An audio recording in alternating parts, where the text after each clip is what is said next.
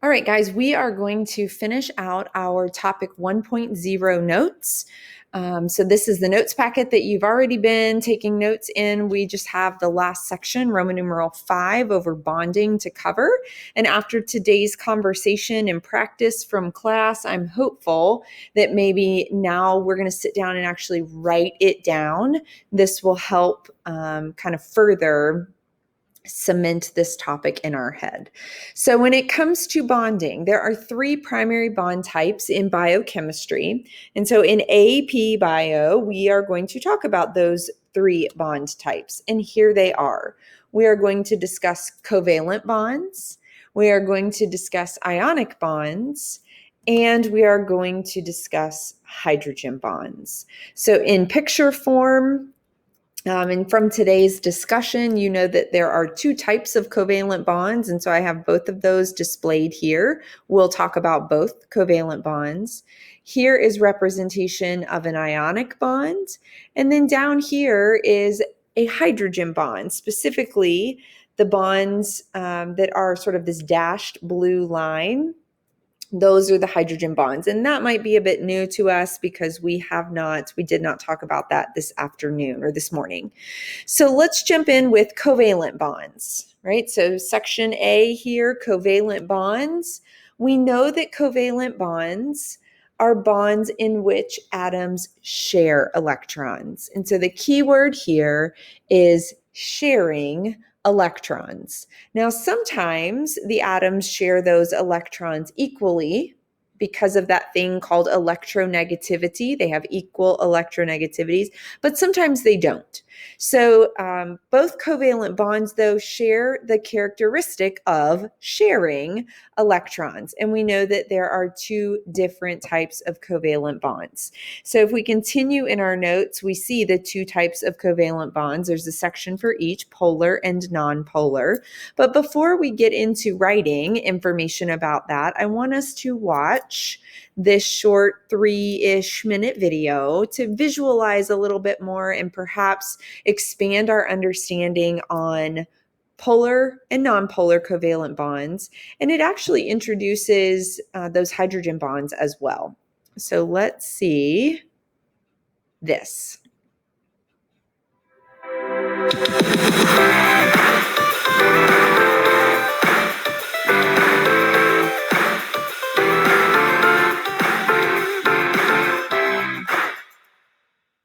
Let's look at hydrogen atoms that bond with an oxygen atom. These atoms are sharing electrons, which makes this a covalent bond. But here's the thing. Oxygen has 8 protons in the nucleus, and each hydrogen only has 1 pathetic proton in their nuclei. The ability for oxygen to attract the electrons is stronger than hydrogen's ability. This is known as electronegativity. So I'm going to pause right here just for a second, get rid of that. Today in class, when we talked about electronegativity, and I mentioned for those of you that really are pretty visual and have an understanding of atomic structure, electronegativity is directly related to the number of protons that exist in the nucleus of an atom. So in this case, what you see here, lots and lots of protons in the oxygen. These positively charged protons will attract the negatively charged electrons towards itself. And just so we make sure we understand this diagram, the sort of pink, peach, beige-ish dots, those are the electrons of the original oxygen atom. And then the blue, green-ish dots here, those are the electrons of this hydrogen and of this hydrogen. And so when we talk about a covalent bond, we see sharing of electrons. This hydrogen is sharing this electron by adding it into, not letting go of it, not giving it away, adding it into the orbital of the oxygen while also keeping it in the orbital around itself. Same thing with this oxygen over here. It is sharing, and then this hydrogen is sharing. And then by nature of the relationship, the oxygen is going to share its electron back with the hydrogen, which then makes 2 electrons orbiting around the hydrogen's first shell, which is good, right? That fills it up based on our octet rule, and then keeps 8 electrons orbiting around the oxygen's outer shell, which is good and fulfills the octet rule as well. Okay, let's continue with the video. But I think of it as electron bullying because oxygen is going to have the electrons around its nucleus more often than the hydrogens have the electrons around theirs. As a result, the oxygen side becomes slightly negative and the hydrogens become slightly positive. This is an example of a polar covalent compound. The positive and negative ends create poles, like the ends of a magnet. But not all compounds have this kind of relationship. On the spectrum of bond polarity, nonpolar covalent bonds share electrons very equally and don't create poles.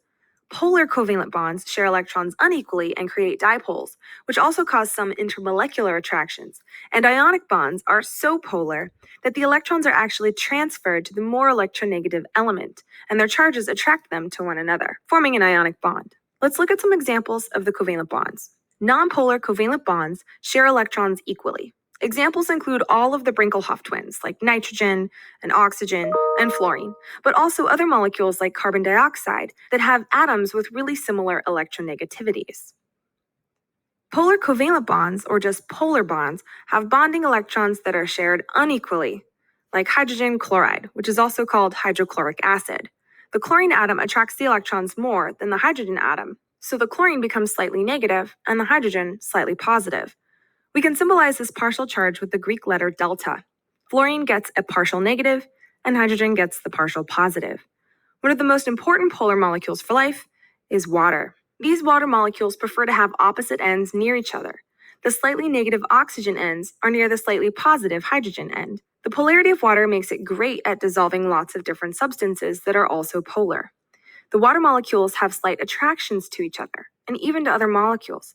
These attractions between molecules are called intermolecular forces, and they are much weaker than either ionic or covalent bonds. But just because they're weaker doesn't mean they aren't important.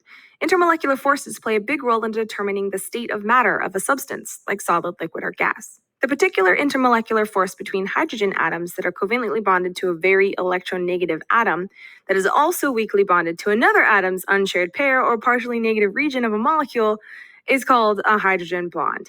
So it's basically the attraction between the partially positive hydrogen to the partially negative region of the atom. In this case, the negative region is oxygen, and that's a hydrogen bond.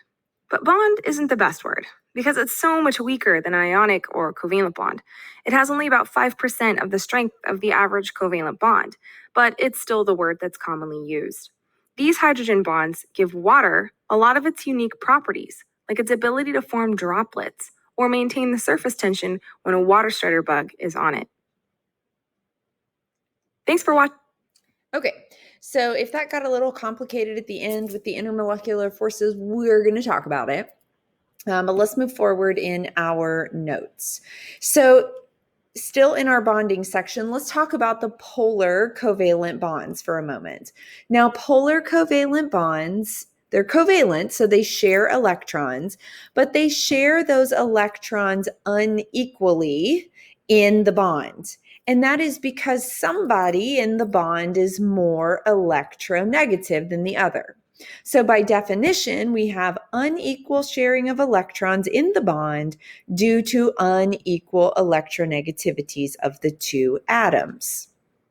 This picture right here shows that oxygen is more electronegative compared to hydrogen. And so when these two get together and start to share their electrons, because there's so many protons in the nucleus of oxygen, when the electrons start to orbit, and because they're shared, they take turns orbiting around both. When they start to orbit, they hang out down here on the oxygen. They spin and they spin and they spin. And then maybe one goes over here to hydrogen and takes a loop, but then it comes back and it spins and it spins and it spins around oxygen. And then it comes over and the electron orbits hydrogen once or twice. And then it comes back to oxygen and circulates and circulates and circulates.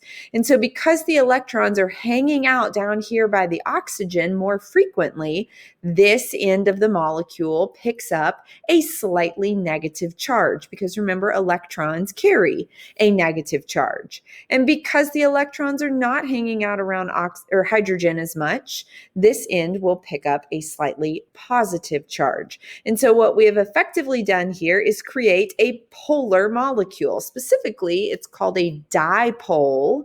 Di is the prefix for two.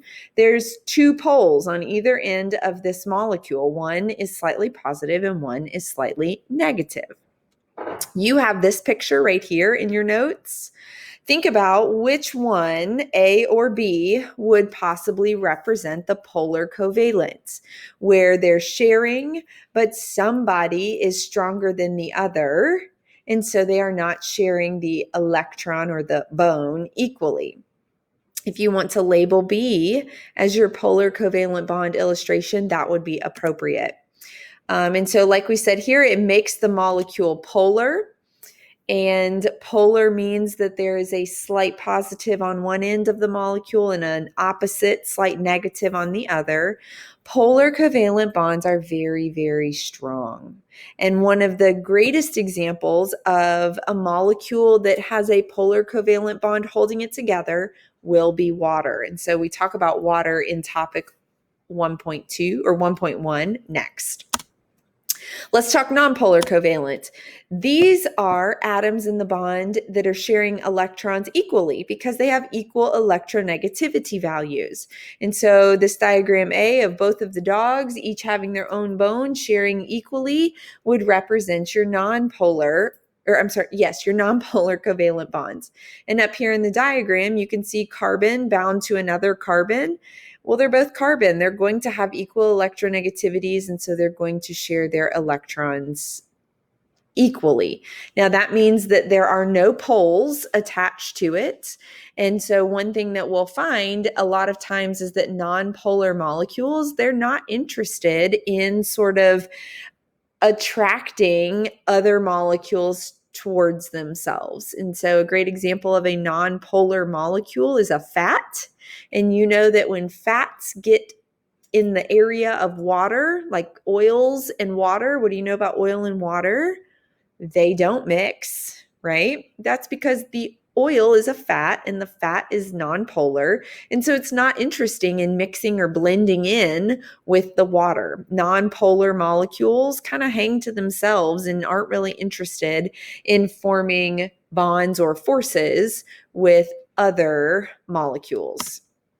So the molecule carries no charge anywhere on it at all. All right, let's look at ionic bonds. So the next section of your notes talks about ionic bonds. Now, ionic bonds form between metals and nonmetals. So you have to check that first. A metal and a nonmetal will form an ionic bond. And then you will look at the two atoms, the metal and the nonmetal, who has the stronger electronegativity. Somebody in the relationship is going to be so strong that they actually steal an electron from the weaker. And so in doing that, they create ions. And as a refresher on an ion, that just is a charged particle. If you lose an electron, if you are an atom that loses a negatively charged electron, you become positive.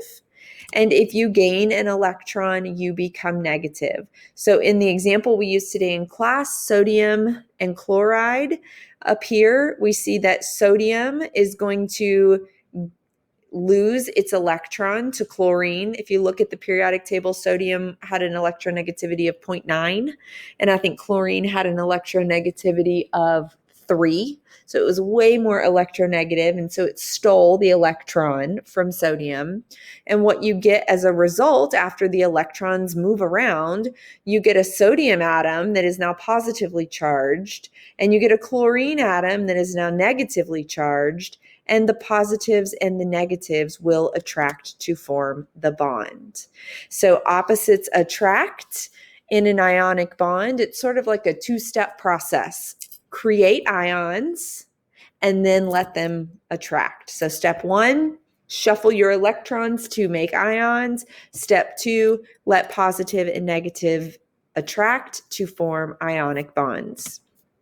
Now the Last bond type that we didn't talk about, but the video referenced, are something called hydrogen bonds. And I'm going to kind of air quote the bond.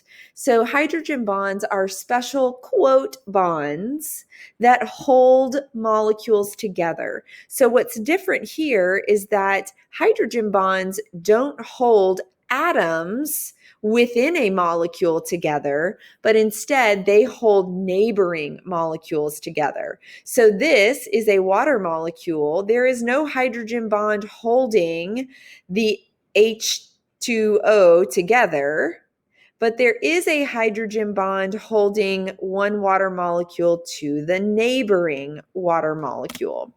And so this is technically an intermolecular force.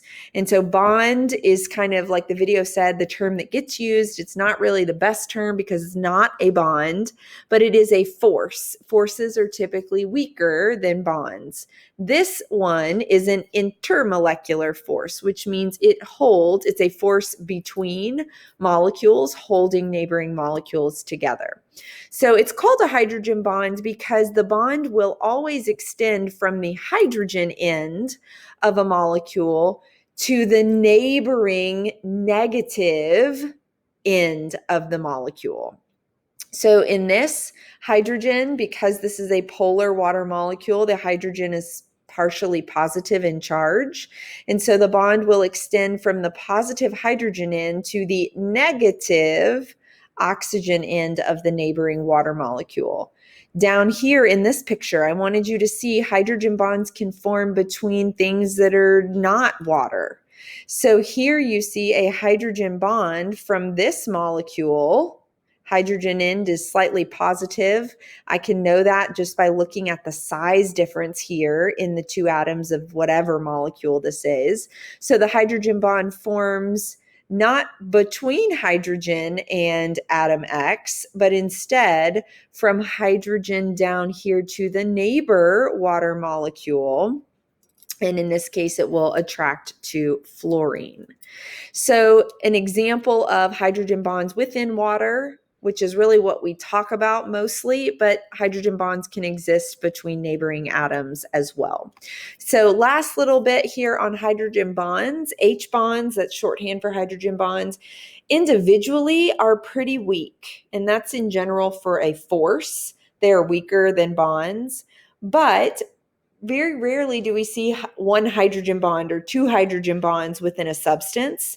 There's a lot of them. And so their collective nature can actually make the overall substance pretty strong. And so an example of this would be the fact that if you've ever seen like a leaf or a bug land on the surface of water, well, that water creates a surface called surface tension because the collective nature of the hydrogen bonds in that liquid water are strong enough to support the mass of the thing that landed on its surface, the leaf or the bug. So hydrogen bonds individually, very, very weak, but oftentimes we see them collectively create a bit of a strong substance. And we get into this more when we talk about water in our next topic. And so I'll leave some of that conversation for there. Okay, you are finished now with 1.0 notes.